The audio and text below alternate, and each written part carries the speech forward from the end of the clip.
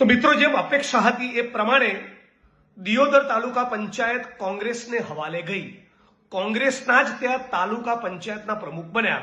આ ચૂંટાયેલા તાલુકા પંચાયતના પ્રમુખ આખી બોડી એટલે કે કોંગ્રેસના દિયોદરના તમામ તાલુકાના ડેલિગેટ્સ અને આખું સંગઠન બધાને ખૂબ શુભેચ્છાઓ પાઠવું છું.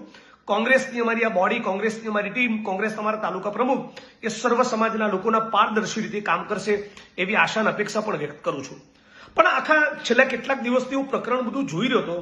પેલા પ્રેગ્નન્ટ બહેનને, કોંગ્રેસના ચૂંટાયેલા મહિલા ડેલિગેટને, પ્રેગ્નન્ટ છે બેન, એ દીકરી, આપણા ગુજરાતની દીકરી, એને જે પ્રમાણે વહીવટી તંત્રે હેરાન પરેશાન કરી, જે પ્રમાણે ભાજપના માણસોએ હેરાન પરેશાન કરી, એનાથી ભારતીય જનતા પાર્ટીની સાથોસાથ વાવથરાદના અને ખાસ કરીને દિયોદરના વહીવટી તંત્રનું વાસ્તવિક ચરિત્ર વધુ એકવાર ઉજાગર થયું.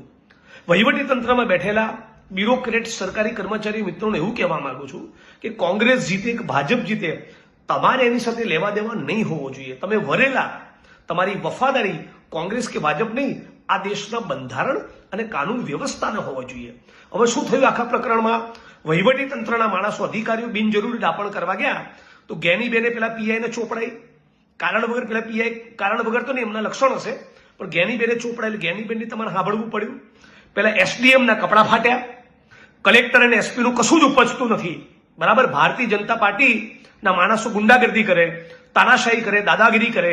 રાઈટ, ગાંધીનગરથી ફોનમાં આવેલા ફોનના પગલે એલસીબી નો પીઆઈ બધા ઓપરેશનો કરતો હોય તો કલેક્ટર ને એસપી તમાશો જોવા સિવાય કશું કરી શકતા નથી. એટલે એ પણ ઉઘાડા પડ્યા.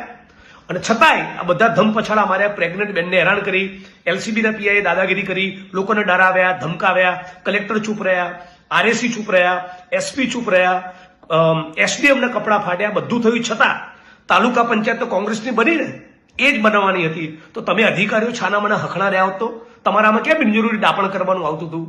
તમને જે નોકરો કરવાનું કીધું કરી ખાવ ને. તમને ભવિષ્યમાં તમારી ઓલાદો જ્યારે સ્કૂલોમાં અને કોલેજમાં જશે ને તો એવું કહેશે કે જો તારો બાપ ભાજપનો દલાલ હતો. એવું કહે છે તમારી ઓલાદોને, તમારા સંતાનોને, તમારા દીકરા દીકરીઓની લોકો મશ્કરી કરશે કે તારો બાપ એ દલ્લો હતો, એવું કહેશે. ભવિષ્યમાં તાલુકા પંચાયતની ચૂંટણી હોય, જિલ્લા પંચાયતની ચૂંટણી હોય, વિધાનસભા કે સંસદની ચૂંટણી હોય, મહેરબાની કરીને તટસ્થ રહો. કોંગ્રેસ કે ભાજપ નહીં, બંધારણને વફાદાર રહો. એ જ તમારા હિતમાં છે.